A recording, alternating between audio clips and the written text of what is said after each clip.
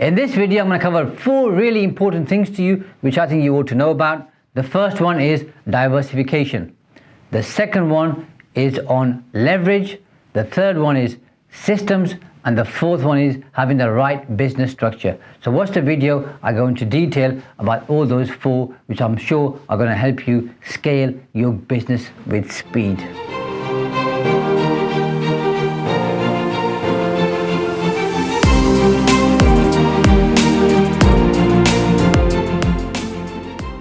This video is part 2.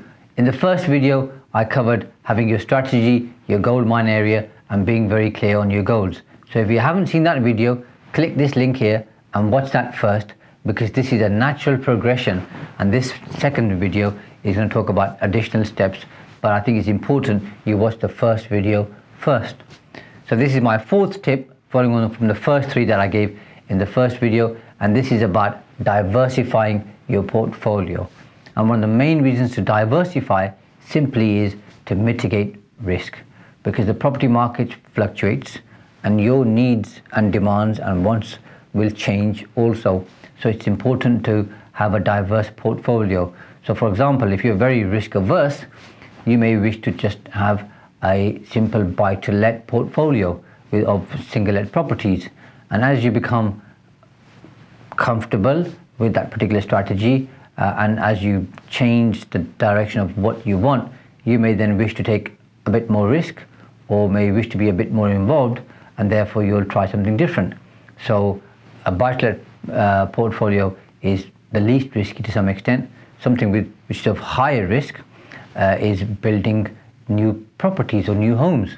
That requires more work and more things can go wrong, and it's usually more expensive or more costly when things go wrong. In between that, you've then got things like service accommodation, commercial conversions, you've got deal sourcing, which is buying properties and sourcing properties for other people and possibly even also for yourself. You've then got flips, where you buy houses, refurbish them and then sell them on. But I think it's important to say, once you've kind of mastered or you're comfortable with one particular strategy, do think about diversifying, because diversification is extremely important. Because if, let's say, the property market isn't doing too well, but service accommodation might still be in huge demand, and that may work well, or commercial conversions may be in good demand. So having a wider portfolio of investments reduces the risk for you, which means if something goes wrong in one particular sector, then you're still covered elsewhere. For example, if you're doing HMOs and Article 4 is introduced into that particular area, that's going to make it harder for you, not impossible, but harder for you to get planning for future HMOs. And if you haven't diversified, or you're unable to diversify, that's going to cause a problem for you. And this is why it's important not to have all your eggs in one basket, as the old saying goes. So I strongly recommend, once you're comfortable with one particular strategy, then think about looking at 2 or 3 other strategies. But as you grow and develop, generally speaking, based on my own client portfolio and also my contacts, most investors start with one strategy and then they end up diversifying anyway, because they want to do bigger, better, different things. So that would be your natural progression if you're new to property. If you're an experienced property investor, you're probably already diversified. So for you, it's maybe thinking about how can you do things better and in a different way. Number 5, and something which is exceptionally important in the world of property, is leverage.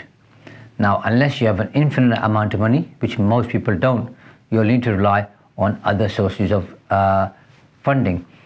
This could be from the first tier banks, it could be from challenger banks, it could be from those who specialize in development finance, it could be bridging finance, it could be angel finance, it could be peer-to-peer lending, it could be money from private individuals, it could be joint ventures with people who have availability to cash, it could be you doing a no money down deal where you use other people's money, it could be going into a partnership with somebody else who has some specialist expertise or access to funding or cash in order to be able to help you grow your portfolio. But there will come a time where using your own cash will dry up, simply because as you become more confident, you'll want to do more deals.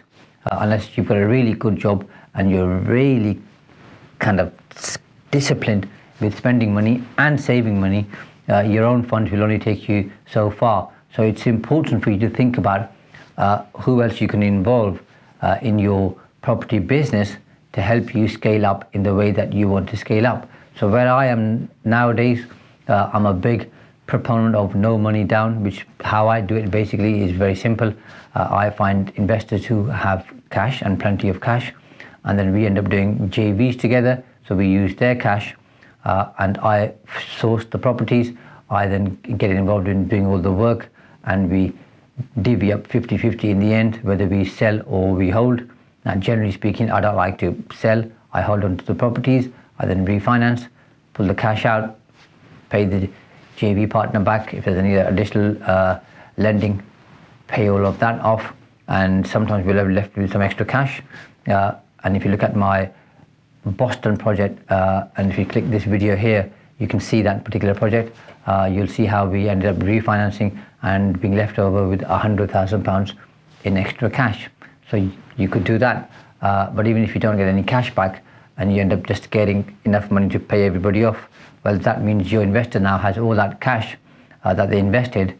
So they are reasonably likely, as long as you've done a good job, to say, can you now do another deal? Now, one investor may not be enough, because as you become more experienced, you may want to do 2, 3, 4 or more deals at any one time. So that means finding 2 or 3 or 4 investors who can do that for you. Something else which will work well for you is development finance. Now, there are a couple of companies that I know who will give you 100% of the lending on your development project. Now, they're going to charge for that, by the way. So the rate isn't going to be 4% above base, by the way. You're looking at 12%, 10 to 12%, plus a 1 to 1.5% entry fee and a 2% exit fee. But it means you've got access to a lot of cash. And what you've got to be thinking about is the bottom line. Don't think how much you're paying the bank or a lender. I mean, that's important, but it isn't that important. What's really important is what's left over for you after you've paid everybody off. And if you find the right deals, and you can fund the right deals, there should be enough cash for you to be able to pay 8-10% interest to borrow that money over a year, and obviously for 2 years it'll be more. But there should be enough margin there for you to make the deal work. And once you crack that, basically the world's your oyster to some extent, because you've got investors who are willing to see you as being investable and want to give you their funds, and that requires a high level of trust. You've then got funders who will give you minimum, usually around about, I say there is no minimum, but you can have up to 65% from the likes of Aldermore, Shawbrook, Hampshire Trust Bank, United Trust Bank. But then there are other lenders who go, like I said to you, up to 100%. So you'll have access to a lot of cash. So having that leverage means you can do more deals at any one time, which means you can build a big and sustainable business very, very quickly. So I know investors who've pretty much started from ground zero to some extent. They own 3 or 4 buy-to-lets, then go into the world of commercial conversions, and within 3 or 4 years, they've got 50 units. And I know other people who it's taken them 30, 40 years to build 50 units, because they've been buying one property at a time, using the traditional method of save some money, then use it as a deposit to buy the next property. After 5 or 7 years, refinance some of the existing properties, pull out some more cash, use that to buy some more properties. That's the old, slow method of growing. And if that works for you, by the way, carry on doing that. But those who are enthusiastic and want to grow quickly end up using leverage of both other people, lenders, and also leveraging their own time and having a team who can help them grow and expand and scale at speed. Number 6, and this is a big one as well, is systemize your business. Now, a book I read a long time ago, and it was a book that was a game changer for me back in those days. I'm going back 12, 13 years. Was Michael Gerber's E-Myth Revisited, where he shares a story about systemizing a business. And if you haven't read that book, I strongly urge you and recommend that you read it. It's a really good book. And from that, you can then start looking at how you can systemize different areas of your business. Because systemization is going to make the business less dependent on you. It's also going to make sure that you have consistency in your outcomes, and it's also going to make sure that when you're growing, when people are coming in, they've got a process to follow, and that the process simply is, this is how we do business here. So it's up to you to decide on the systems and processes based on how you want to run your business and what you want your business to be known for.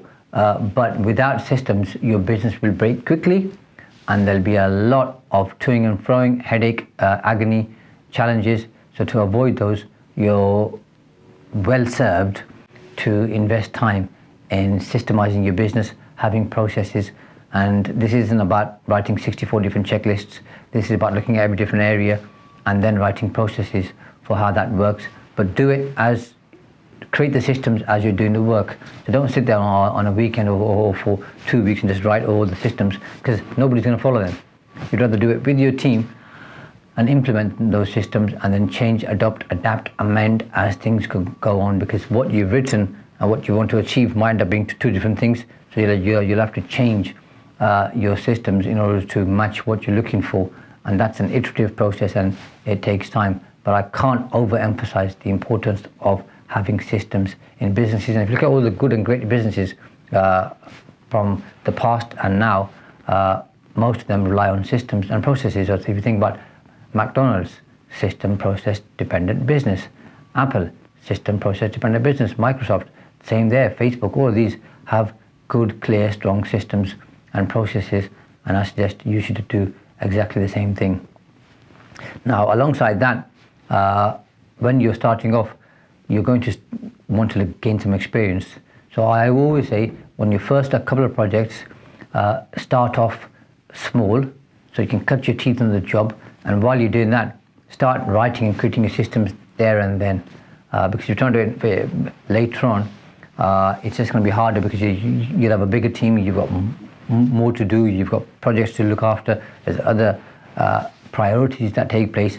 To then try and build the systems, it's not impossible, by the way. That's where most people end up, is they realize they need systems after 3, 4, 5 years.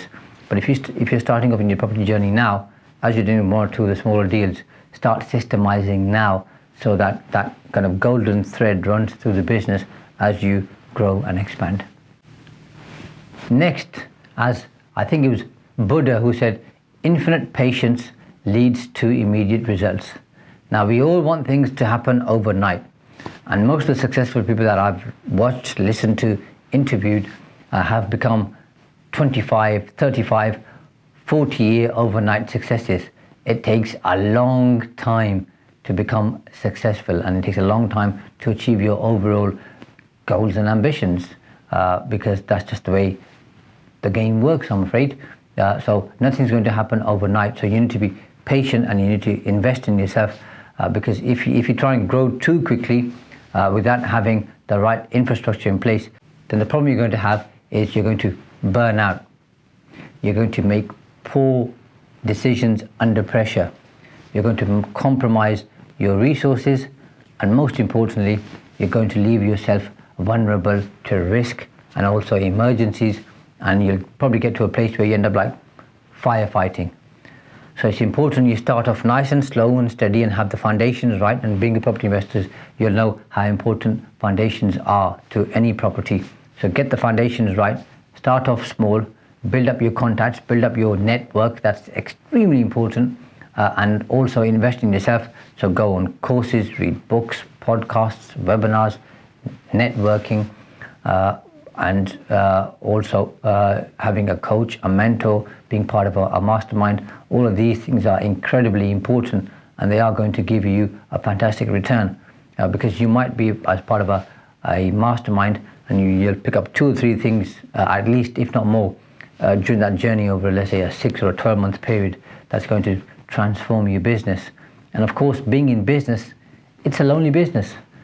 Most people who aren't property investors don't get property investors. So for us to be able to be in a tribe, in a group of people who understand us, it's incredibly important, because they share our journey, they share our challenges, our pain, our problems, but they also have solutions in terms of what they've done. So it's important to work with people who are at your stage, but who are also beyond you, depending on what you're looking to achieve. So you can look up towards them, but also look into what you do. So it's not just looking up to people, you're looking into people in terms of exactly what they're doing, how they're doing it, why they're doing it, and then following in their footsteps, because I'm a great advocate of not reinventing the wheel. I mean, if it's there, other people have gone down a particular path and it's a well-trodden path. If it works, why change it? Of course, you can improve it and you can add your own special recipe to it, or your ingredients to make something different and special. But generally speaking, why be the first pioneer with arrows and tire marks on your back and then cost you more money, get things wrong? Why not follow what others have done first and then reinvent once you become comfortable and you can scale and grow? Number 7, have the right company structure. Now this requires effort, but it's effort that's well worth expending, because this is going to help you to take a very long-term view, and this needs more than you. So you need to work with, in my opinion, a specialist property tax accountant or a tax advisor who can assist you with setting up the right structure.